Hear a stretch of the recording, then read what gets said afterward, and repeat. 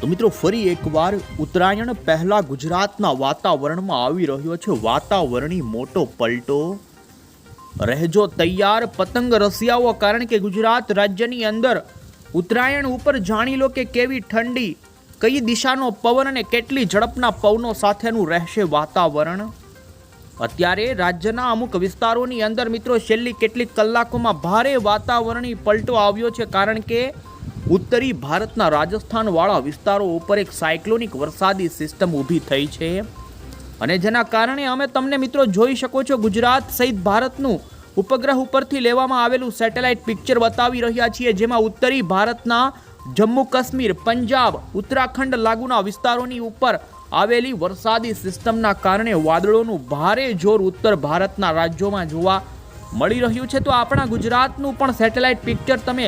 Live જોઈ શકો છો, જેમાં મિત્રો સૌરાષ્ટ્રના અમુક જિલ્લાના જોઈ શકો છો હાઈ લેવલના અને મિડ લેવલના વાદળો જોવા મળી રહ્યા છે. ઉત્તરી ગુજરાતની અંદર પણ મિત્રો ઉત્તર ગુજરાતના અરવલ્લીથી લઈ બનાસકાંઠા, સાબરકાંઠાના પંથકોમાં વાતાવરણીય વાદળછાયું વાતાવરણ રચાઈ ચૂક્યું છે, અને આપણે મિત્રો જાણીશું કે હવામાન વિભાગ તરફથી અત્યારે જે લેટેસ્ટ આગાહી જાહેર કરી છે, જેમાં નકશાની અંદર રાજ્યના કયા વિસ્તારોમાં વાદળછાયા વાતાવરણથી વરસાદ અને માવઠાની આગાહી કરવામાં આવી છે.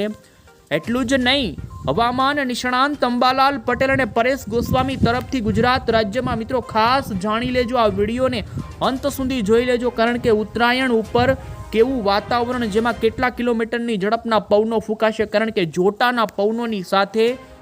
પતંગ રસિયાઓ માટે પણ મિત્રો માઠા સમાચાર આવી રહ્યા છે. આ સાથે જ મિત્રો માવઠાની પણ સંભાવના આવી રહી છે. લાંબા ગાળાનું અનુમાન હવામાન નિષ્ણાંત પરેશ ગોસ્વામી સહિત અંબાલાલ પટેલનું જાણીએ હવામાન વિભાગ શું કહી રહ્યું છે. આ તમામ અપડેટ મેળવીએ પહેલા તો મિત્રો તમે અમારી આ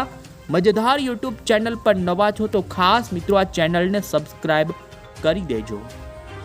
સૌથી પહેલા મિત્રો અત્યારની સક્રિય વરસાદી સિસ્ટમો અને અત્યારે ઠંડીના માહોલને લઈને આપને જણાવી દઈએ તો રાજ્યમાં અત્યારે ઠંડીનો માહોલ ચાલી રહ્યો છે. આપને જણાવી દઈએ તો જોઈ શકો છો બંગાળની ખાડી અને અરબ સાગરમાં સિસ્ટમો બની રહી છે, ને જેના કારણે દક્ષિણી ભારતના રાજ્યોમાં અત્યારે વરસાદની સંભાવનાની સાથે આ વિસ્તારોમાં આવનારી 24 કલાક સુધી માછીમારોને દરિયો ન ખેડવાની સૂચના આપવામાં આવી છે. ભારતીય હવામાન વિભાગે પણ ઉત્તરી ભારતના રાજ્યોમાં કોલ્ડ વેવની સંભાવનાની સાથે બરફ વરસાદ અને મિત્રો આ જોવા મળી રહેલા અપર એર સાયક્લોનિક વરસાદી સિસ્ટમના કારણે ભારતના કેટલાય રાજ્યોમાં વરસાદની સંભાવના અત્યારે ભર શિયાળે અમુક વિસ્તારોમાં કરવામાં આવી છે. આપણા ગુજરાત રાજ્યનું વાતાવરણને લઈને હવામાન વિભાગની આગાહી જાણીએ પહેલા ઇન્ડિયન મોન્સૂન ડિપાર્ટમેન્ટના અત્યારે જાહેર થયેલા લેટેસ્ટ નકશાઓ જોઈએ તો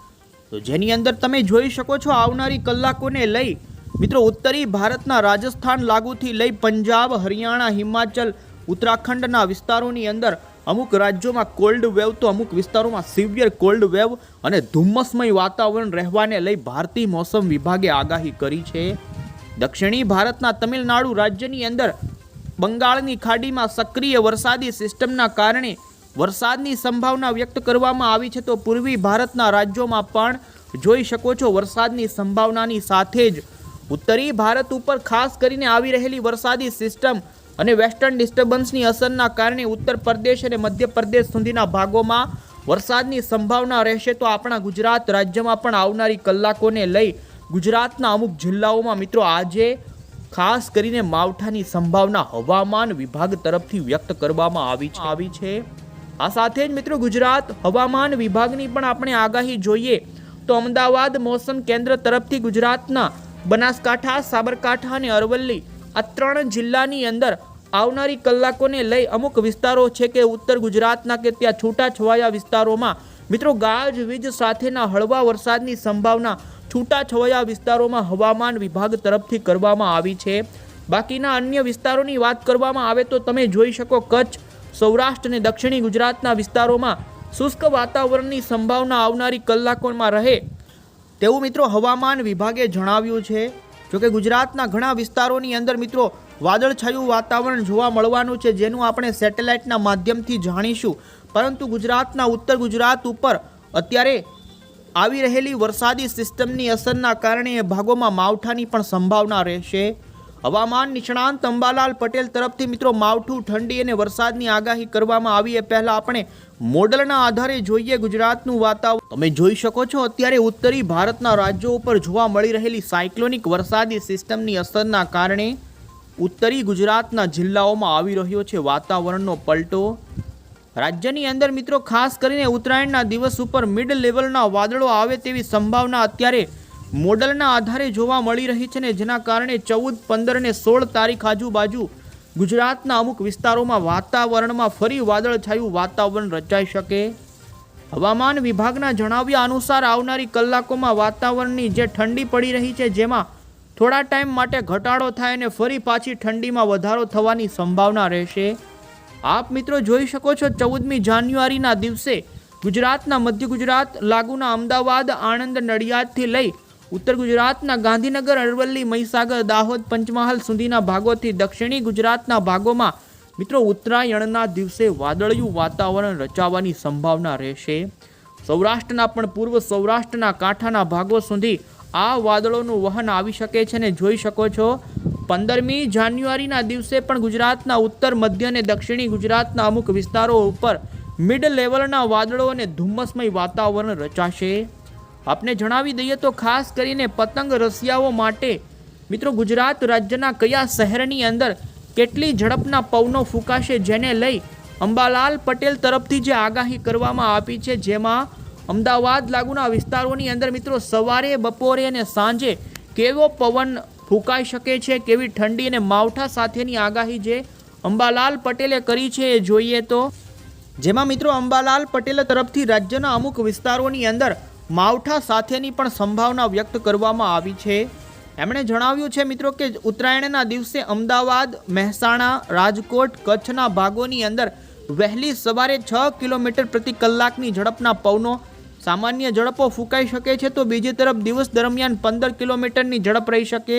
સૌરાષ્ટ્રની અંદર 10થી 12 કિલોમીટરની ઝડપના પવનો તો મધ્ય ગુજરાતમાં 6 થી 12 અને દક્ષિણી ગુજરાતમાં 10 કિલોમીટરની ઝડપના પવનો ફૂંકાવાની સંભાવના રહેશે. બપોરના સમયે પવનની ગતિ અમદાવાદ વાસીઓ અને પતંગ રસિયાઓ માટે 10 કિલોમીટરની આસપાસ રહી શકે અને સાંજના સમયે 12 કિલોમીટરની ઝડપના પવનો ફૂંકાવાની સંભાવના રહેશે. મિત્રો અંબાલાલ પટેલે આ પવનની ઝડપ સામાન્ય સાથે આંચકાના પવનો પણ નોંધાઈ શકે ને જેમાં દિવસ દરમિયાન અમુકવાર પવનની ગતિ વધે, અમુકવાર પવનની ઝડપ ઘટે એ પ્રમાણેનો માહોલ રહે. જેમાં આંચકાના પવનોની ગતિ અમદાવાદવાળા ભાગોની અંદર 20થી લઈ 12 કિલોમીટર તો સૌરાષ્ટ્રની અંદર મિત્રો 28થી લઈ 32 કિલોમીટરની ઝડપના જોટાના પવનો ફૂંકાવાની સંભાવના વ્યક્ત કરવામાં આવી. કચ્છના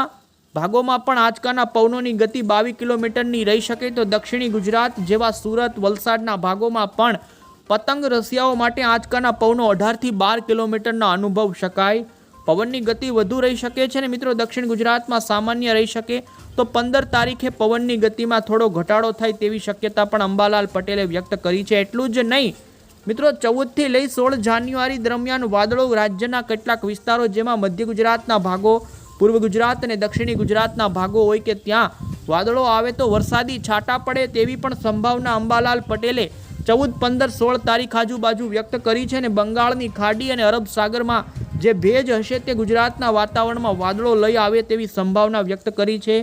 ફરી તાપમાન સામાન્ય થઈ જશે અને 14 અને 16 જાન્યુઆરીની વચ્ચે આ જે વાતાવરણનો પલટો આવવાનો છે જેમાં 18 તારીખ પછી ફરી ઠંડી વધશે અને મિત્રો 22 જાન્યુઆરી આજુબાજુ ફરી એક વેસ્ટર્ન ડિસ્ટર્બન્સ આવે તેવી સંભાવના અંબાલાલ પટેલ તરફથી વ્યક્ત કરવામાં આવી છે. અને મિત્રો વધુમાં આપને જણાવીએ તો પરેશ ગોસ્વામી તરફથી પણ આગાહી આપવામાં આવી છે કે રાજ્યની અંદર આ વર્ષે ઠંડીનો માહોલ જાન્યુઆરી મહિનામાં અને ફેબ્રુઆરી મહિનામાં પણ રહેવાની છે અને પરેશ ગોસ્વામી તરફથી મિત્રો આવનારા દિવસોની અંદર જેમાં 18મી તારીખથી લઈને 22-23 જાન્યુઆરીની વચ્ચે ગુજરાત રાજ્યની અંદર માવઠું થવાની સંભાવના પરેશ ગોસ્વામી તરફથી કરવામાં આવી છે. અંદર હજુ જાન્યુઆરીથી ફેબ્રુઆરી મહિનામાં પણ ઠંડી રહેવાને લઈ જે ખેડૂતો ઉનાળુ પાક વાવવા માટે અત્યારે તૈયાર હોય તો હમણાં ઉનાળુ પાકનું વાવેતર ન કરવા કહ્યું છે. ઠંડીનું પ્રમાણ આગળના દિવસોમાં પણ જોવા મળવાનું છે જેના કારણે પાકની અંદર પૂરતા પ્રમાણમાં ઉતારો અને પાક નિષ્ફળ થવાની સંભાવના રહેવાને લઈ એમણે કહ્યું કે ખાસ કરીને રાજ્યમાં જે 18થી લઈ 23 જાન્યુઆરી વચ્ચે માવઠું થવાનું છે. તે પછી પણ ઠંડીનો માહોલ આગળના દિવસોમાં શરૂ રહેશે. ફેબ્રુઆરી મહિનામાં પણ ગયા વર્ષની સરખામણીમાં આ વર્ષે વધુ ઠંડી પડવાને લઈ અને વધુમાં એમણે જણાવ્યું કે આવનારા માર્ચ મહિનાની અંદર, જેમાં 5 થી 10 માર્ચ પછી ઉનાળુ પાકનું વાવેતર કરવું જોઈએ. અને એમણે કહ્યું કે જે ખેડૂતો એવું કહી રહ્યા છે મોડું વાવેતર કરીશું તો ચોમાસું આંબી જશે, તકલીફ પડી શકે, તો એમનું કહેવું છે કે લાંબા ગાળાનું એવું અનુમાન છે કે 2025નું ચોમાસું સારું રહેશે, પણ શરૂઆતમાં થોડું મોડું આવી શકે છે. આમ પરેશ ગોસ્વામી તરફથી ઉનાળુ પાકોના વાવેતરને લઈને પણ જણાવવામાં